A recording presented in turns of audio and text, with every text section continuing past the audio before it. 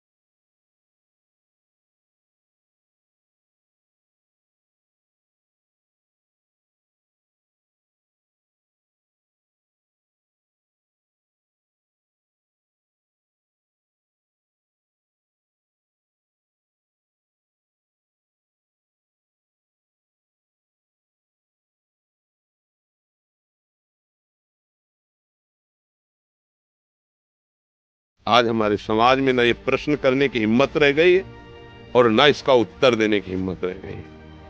अगर उत्तर की और प्रश्न की ये वर्षा होती रहे तो हमारे नए समाज में जीवन आ जाएगा। ये जो नपुंसकता छाई हुई है ना कि माताओं बहनों के साथ या किसी के साथ अहित हो रहा निगाह, ये हमें बिल्कुल पसंद नहीं है।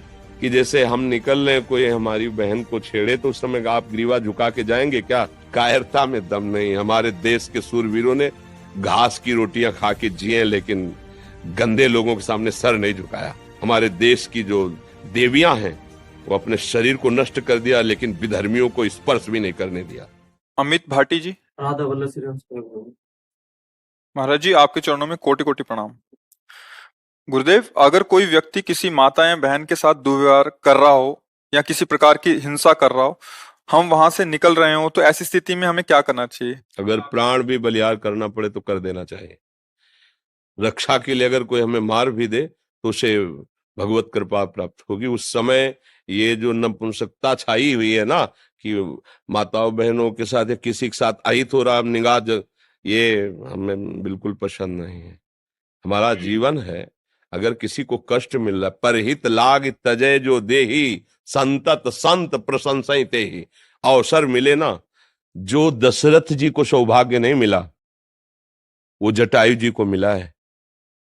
दशरथ जी पिता हैं लेकिन भगवान की गोद में प्राण नहीं छोड़े, भगवान के विरह में प्राण छोड़े हैं, लेकिन जटायु जी भगवान की गोद में प्राण छोड़े हैं। जानते हो क्यों? क्योंकि उन्होंने सियाजू के लिए अपने प्राणों की बाजी लगा दी। सियाजू को रावण हरण कर लिए। जानता है जटायु कि मैं रावण के सामने क्या हूं, बड़े बड़े दिक्पाल कांपते हैं, लेकिन एक पक्षी जटायु अपने पंख को प्रहार से उसको रावण को विचलित कर दिया। चोंच पंजे पंख के प्रहार से कि तुम्हें माता को नहीं ले जाने देंगे, सीता जी को नहीं ले जाने देंगे।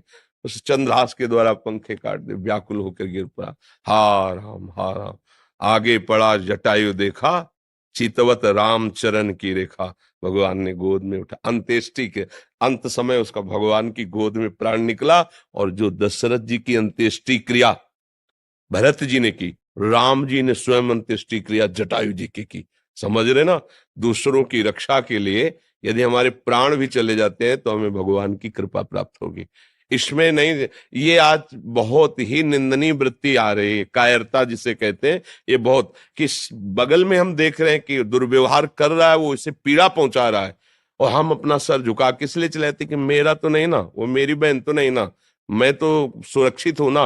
अगर हम उसको कुछ बोलेंगे तो कहीं हमें ना मार दे, कहीं हम ऐसा कैसे हो सकता है? अगर इतनी व्यवस्था हमारे दिमाग में स्वसुख मनुष्य कहलाने योग्य नहीं है हम भाई, पशु कहलाने योग्य, मनुष्य तो कहलाने योग्य नहीं है। एक बार अपने स्वरूप में आ जाओ, आप भगवान के अंश हो। एक बार आ जाओ। मरना एक बार है, 100 बार नहीं।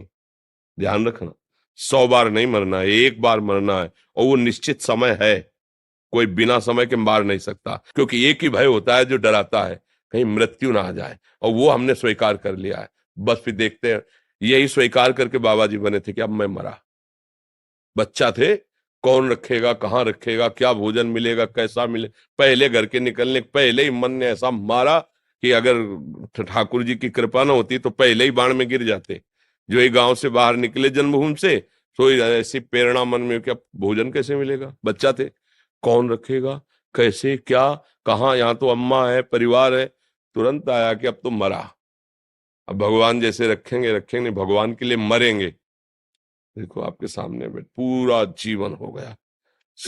एकांत गंगा किनारे अकेले घूमना, श्मशान, रात्रि में पेड़ के नीचे रुक जाना, मंदिर, कहीं भय थोड़ी लगा, क्योंकि मरा, प्रभु के लिए जीवन अर्पित। अब जैसे कोई टच नहीं कर पाया।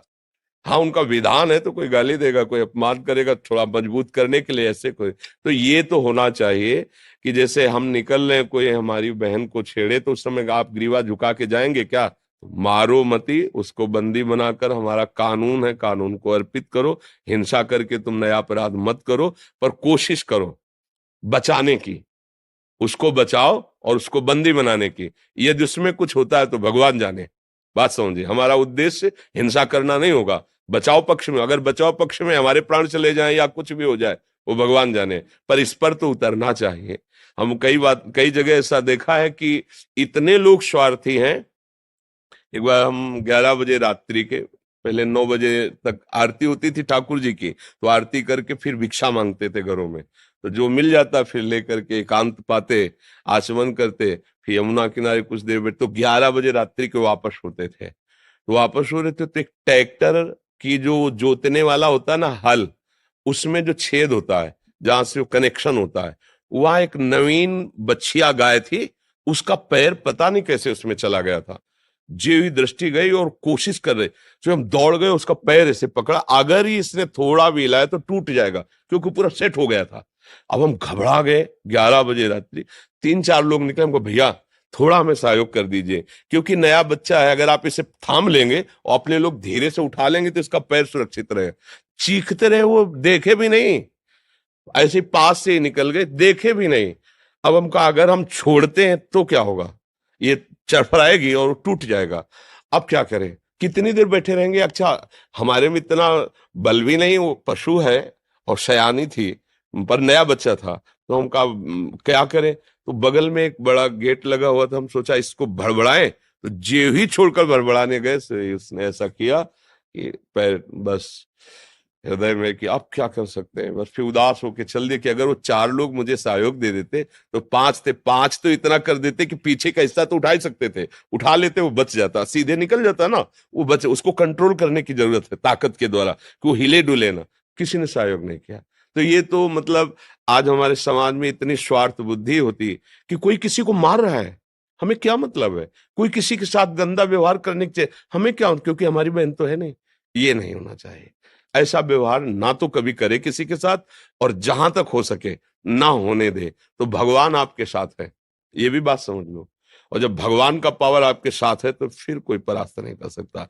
और अगर कायरता दिखाओगे तो फिर कायरता में दम नहीं। हमारे देश के सूरवीरों ने घास की रोटियां खा के जिए, लेकिन गंदे लोगों के सामने सर नहीं झुकाया।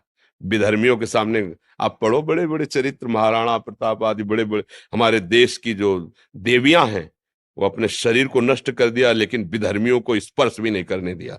तो हम उसी भारत देश के हैं।